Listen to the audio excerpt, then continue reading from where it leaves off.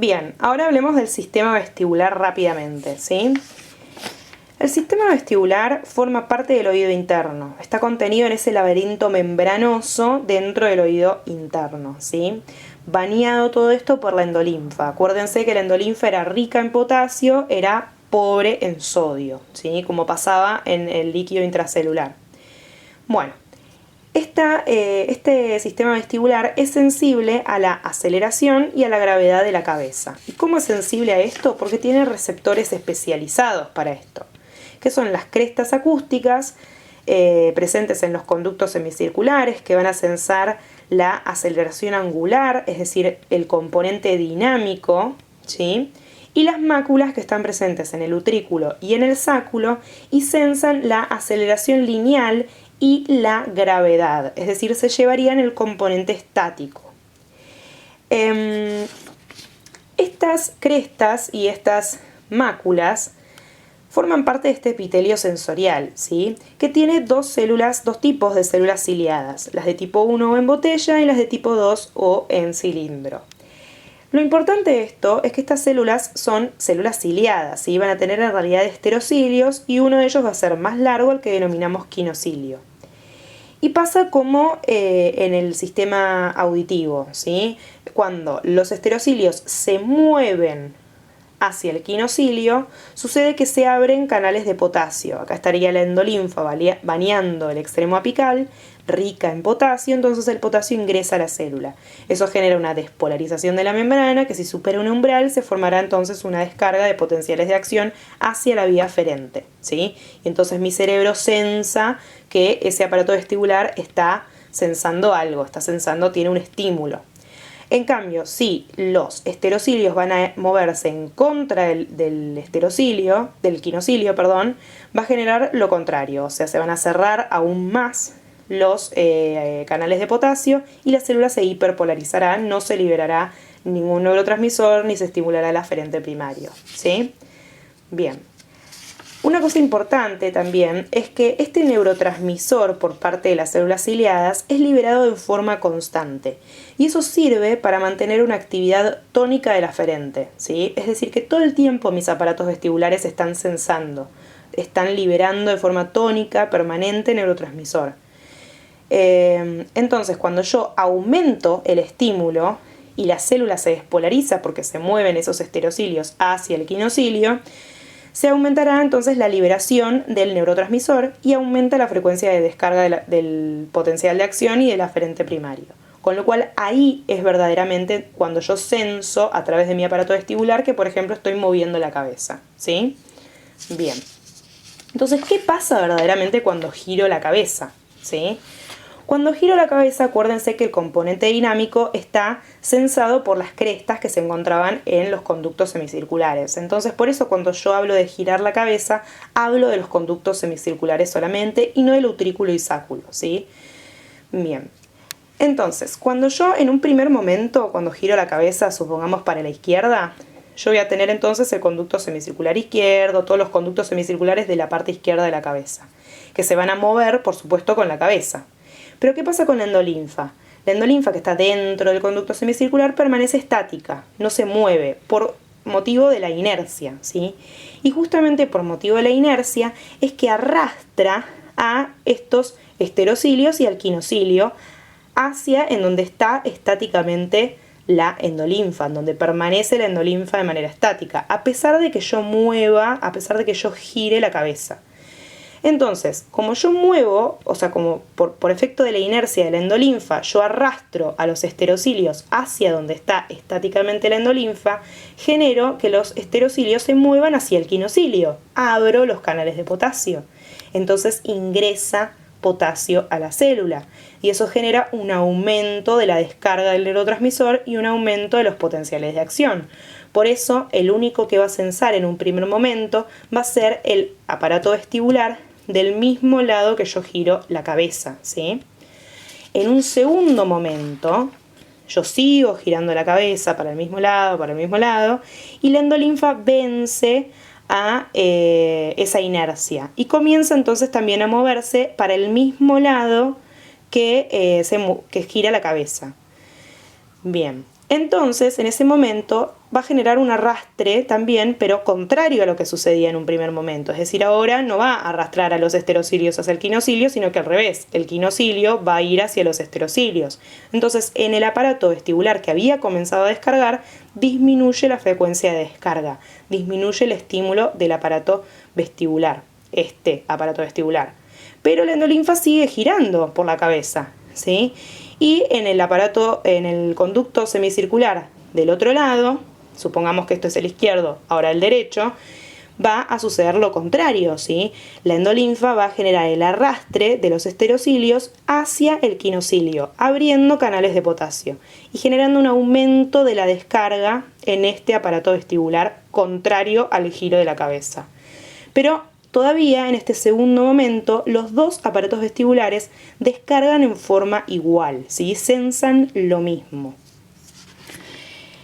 En un tercer momento, si yo dejo de girar la cabeza, paro con el giro de la cabeza y freno, ¿qué va a pasar con la endolinfa? Va a seguir girando adentro de los conductos semicirculares. Entonces, el aparato vestibular del mismo lado del que yo giraba la cabeza va a dejar de sensar totalmente, ¿sí? Porque los quinocilios generan el cierre de los canales de potasio y no se va a liberar neurotransmisor. Se hiperpolariza la célula del aparato vestibular del mismo lado en el tercer tiempo de cuando yo interrumpo el giro. Pero como la endolinfa sigue girando, en el aparato vestibular contrario va a generar justamente que haya un aumento de la liberación de neurotransmisor, un aumento de la frecuencia de descarga y un aumento entonces justamente de los potenciales de acción generados y se estimule entonces ahora solamente el aparato vestibular contrario al giro de la cabeza, ¿sí? Por más que yo ya haya detenido el giro de la cabeza. Bueno, ahora vamos a hablar un poco del nistagmo. El nistagmo es el movimiento de los ojos que normalmente son conjugados, es decir, que van a ocurrir en los dos ojos al mismo tiempo, con una fase lenta, una fase de persecución, seguida de una fase rápida o sacádica. Que esa fase rápida o sacádica además va a ir en sentido contrario a la fase lenta y que por convención la fase rápida, la dirección de la fase rápida, es la que le da la dirección al nistagmo. Y hay dos tipos de nistagmo, el optoquinético y el vestibular. El optoquinético es el que va a tener como estímulo a un estímulo visual en movimiento, ¿sí? Entonces, ese estímulo visual en movimiento se procesa en la corteza occipital, que va a coordinar al aparataje oculomotor del tronco del encéfalo, es decir, a los núcleos oculomotores 3, 4 y 6, que a su vez se encuentran conectados entre sí por el fascículo longitudinal medial. Y esto produce la persecución lenta hasta que se llega al límite del campo visual, ¿sí? Y es allí cuando la misma corteza occipital activa en forma refleja al campo oculomotor de la corteza frontal, que utiliza esta corteza frontal también todo lo que es el aparataje oculomotor del tronco encefálico, pero ahora en sentido contrario, generando la fase rápida o fase sacádica, para volver a fijar un punto en el campo visual, un punto de referencia en el campo visual y entonces provocar un nuevo estímulo.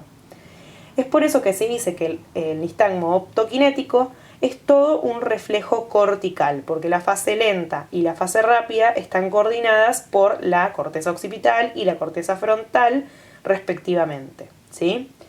Es el que yo pongo, el que yo visualizo cuando estoy viajando en el colectivo o viajando en el subte y miro por la ventana, ¿sí? El movimiento de la calle va a ser mi estímulo visual en movimiento y genero justamente este nistagmo optoquinético. O sea, yo voy a ver cómo se mueven los ojos haciendo como tiqui, tiqui, tiqui, que lo vemos, es re típico de ver, ¿sí? El vestibular es un poquito más complicado. ¿Por qué? Porque el estímulo del vestibular no va a ser un estímulo visual. De hecho, yo para poder verlo necesito evaluarlo con los ojos cerrados del paciente. Ahora lo vamos a ver eso. El estímulo va a ser el movimiento de la endolinfa. Entonces, con el giro del cuerpo, el giro de la cabeza, se moviliza la endolinfa en los conductos semicirculares, activando en un primer momento al aparato vestibular del mismo lado del giro y inhibiendo al contralateral, ¿sí? Como vimos recién. Entonces, el aparato vestibular se va a conectar con el aparataje oculomotor del tronco encefálico a través de la vía vestíbulo-ocular. Y esto va a estar coordinado por el vestíbulo cerebelo, que va a determinar, por ejemplo, el ángulo de giro, también determina o coordina lo que es el estímulo para que el estímulo coincida con la contracción de los músculos oculomotores, es decir, coordina la respuesta, ¿sí? Y entonces, ¿qué es lo que va a aparecer? En la fase lenta, uno de los aparatos vestibulares, el estimulado, ¿sí? O sea, el aparato vestibular del mismo lado del giro de la cabeza, se va a llevar para su lado a los ojos. Mientras que el otro aparato vestibular, el inhibido, el contralateral, deja que se lo lleve.